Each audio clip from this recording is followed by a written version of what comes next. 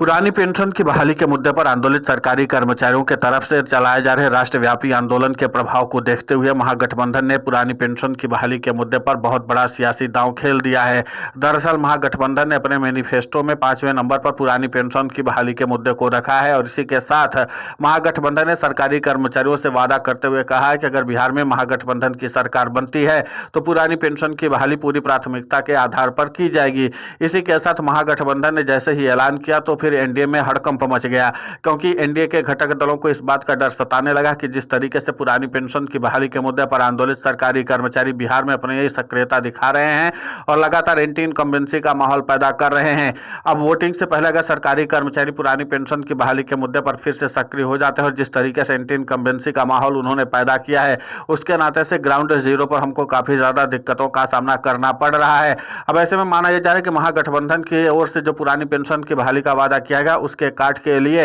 अब एनडीए की तरफ से एक बड़ी बैठक बुलाई जाएगी, जिसमें एनडीए के घटक दलों के प्रत्याशियों को भी रखा जाएगा कि किस तरीके से इन महागठबंधन के जो प्लान है उसको फेल किया जाए और इसके बाद सरकारी कर्मचारियों के पुरानी पेंशन की बहाली के मुद्दे को दबाए जाए। आपको बता दें कि अभी तक एनडीए की ओर से चुनावी मैनिफेस्टो नहीं जारी किया गया है और इसी के नाते से अब पूरा ऊहापोह की स्थिति बनी हुई है, लेकिन बावजूद इसके पुरानी पेंशन की बहाली के मुद्दे को लेकर के सरकारी कर्मचारियों को आश्वासन मिल चुका है, वादा हो चुका है, तो सरकारी कर्मचारी ग्राउंड जीरो पर काम करेंगे और इसी के साथ वो भी वोट की चोट के जरिए भी रणनीति बनाने की कवायद में जुट चुके हैं। पुरानी पेंशन की बहाली के मुद्दे को लेकर के महागठबंधन की दो प्रमुख पार्टियों ने सबसे अहम रोल अदा किया था, वो फिर चाहे कांग्रेस हो या फिर आरजेडी, दोनों के ही शीर्ष नेताओं ने पुरानी पेंशन की बहाली के मुद्दे पर आंदोलित सरकारी कर्मचारियों और उनके प्रतिनिधियों से वादा किया था कि अगर महागठबंधन की सरकार बिहार में बनती है तो हम चुनावी वादा करें या ना करें लेकिन फिर भी पुरानी पेंशन की बहाली की जाएगी। लेकिन इस बार तेजस्वी यादव ने पूरी तरीके से सरकारी कर्मचारियों पर बहुत बड़ा सियासी दांव खेला है। एक तो सरकारी नौकरी का वादा किया है, इसके अलावा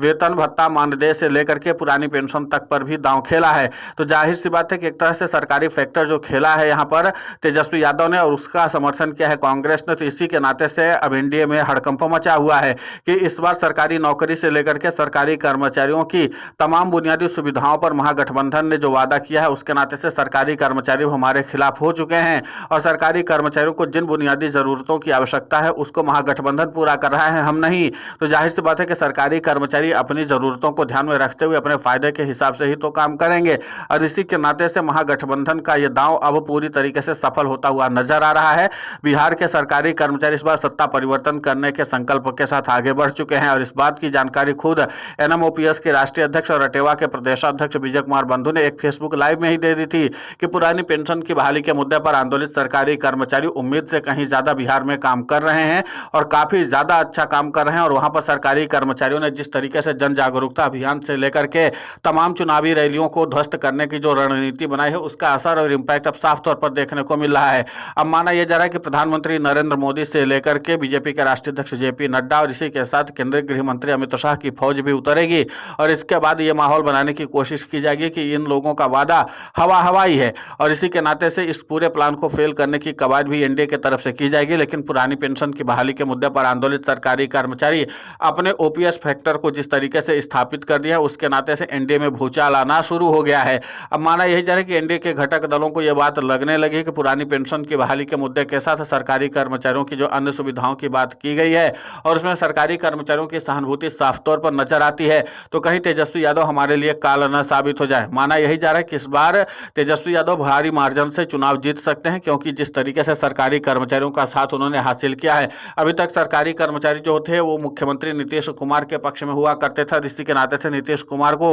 लगातार बिहार की सत्ता मिल रही थी, लेकिन इस बार सरकारी कर्मचारियों पर सबसे बड़ा दांव कांग्रेस और आरजेडी ने खेला है। और वहीं एनडीए की अगर बात करें तो किसी भी राजनीतिक दल की तरफ से अभी तक महागठबंधन को ध्वस्त करने के लिए या उनकी प्लान को फेल करने के लिए चुनावी मैनिफेस्टो नहीं जारी किया गया। तो देखना यह महत्वपूर्ण होगा कि अब एनडीए की ओर से चुनावी मैनिफेस्टो कब तक जारी किया जाता है। लेकिन सबसे अहम बात यह है कि अभी महागठबंधन ने अभी से सियासी माहौल बना दिया है और इसी के साथ वोटिंग के लिए अभी कुछ समय बाकी है, उसके पहले ही जिस तरीके से सरकारी कर्मचारियों तक सक्रियता देखने को मिल रही है, तो जाहिर सी बात है कि पुरानी पेंशन की बहाली के मुद्दे पर आंदोलित सरकारी कर्मचारी बिहार में एक निर्णायक भूमिका निभाते हुए सीधे तौर पर सत्ता परिवर्तन करने के संकल्प को पूरा करेंगे। इसी के साथ बिहार के सरकारी कर्मचारी अगर सत्ता परिवर्तन करने का आगाज शुरू कर देते हैं तो फिर जाहिर सी बात है कि अन्य राज्यों में भी पुरानी पेंशन की बहाली के मुद्दे पर सत्ता परिवर्तन होने का रास्ता खुल जाएगा और इसीलिए पुरानी पेंशन की बहाली के मुद्दे पर आंदोलित सरकारी कर्मचारी लगातार लगातार प्रयास करते हुए नजर आ रहे हैं। अब माना यह जा रहा है कि पुरानी पेंशन की बहाली के मुद्दे को लेकर के अन्य राज्यों के भी सरकारी कर्मचारी बिहार में अपना पूरा ध्यान बटाएंगे और उसी के साथ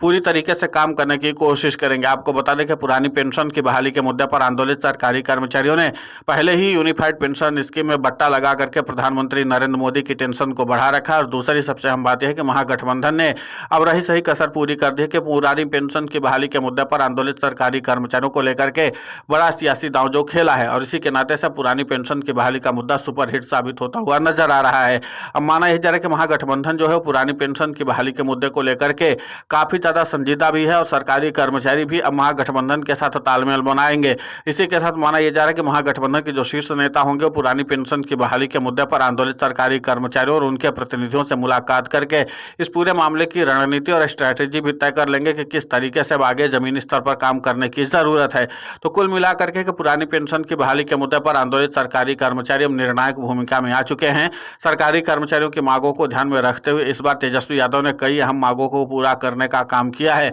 और इसी के साथ भारी तादाद में सरकारी नौकरी देने का भी वादा किया है। तो अब सरकारी फैक्टर कितना ज्यादा तेजस्वी यादव को फायदा दिलाता है तो आने वाले वक्त में पता चलेगा। लेकिन इसी के साथ बिहार के सरकारी कर्मचारियों ने इस बार इस संकेत दे दिया है कि किस तरीके से सत्ता परिवर्तन करेंगे और उसके लिए पुरानी पेंशन की बहाली के मुद्दे पर आंदोलित सरकारी कर्मचारी और उनके प्रतिनिधियों ने अभी से रणनीति बनानी शुरू कर दी है। अब ओपीएस फैक्टर की चर्चा पहले से ही लगातार की जा रही थी। राजनीतिक विश्लेषक भी ये मानते थे कि अगर महागठबंधन पुरानी पेंशन की बहाली के मुद्दे पर कोई बड़ा वादा सरकारी कर्मचारियों से करता है तो जाहिर सी बात है कि महागठबंधन की जीत सुनिश्चित हो जाएगी। यानी कि यही बिहार के सरकारी कर्मचारी पुरानी पेंशन की बहाली के मुद्दे पर एक्स फैक्टर साबित होंगे, यानी निर्णायक वोटर साबित होंगे और सत्ता परिवर्तन करने का काम भी करेंगे। अब देखना महत्वपूर्ण होगा कि पुरानी पेंशन की बहाली के मुद्दे पर जिस तरीके से एनडीए के घटक दलों की बैठक बुलाई जानी है और उसी के साथ मुख्यमंत्री नीतीश कुमार और प्रधानमंत्री नरेंद्र मोदी के साथ बीजेपी के राष्ट्रीय अध्यक्ष जेपी नड्डा और इसी के साथ